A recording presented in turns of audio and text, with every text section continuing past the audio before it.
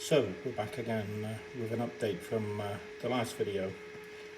We're now in export mode, and as you can see on high band, H band E, we've programmed direct entry the UK 40, which was another bone of contention that you weren't able to do.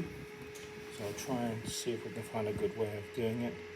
So we'll go here, look, delete the frequency, so it should be 92125, so we go 27.92125. there you go. So you can direct entry it.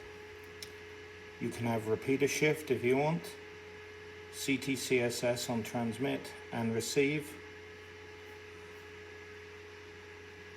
and you can change through the band, and it has all the low.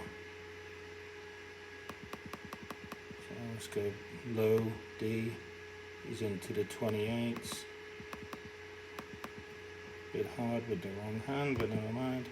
And there you go, 2.6. So there you go. Factory is busy. May not be as busy as people think, but they are up to stuff. And sorry about the fan noise in the background. It's because it's quite warm in the shack, so we have the USB fan on. But there you go. So it will be coming soon. It's got to be tested. As someone who's already bricked 2 radios now, so it's good to wait and see.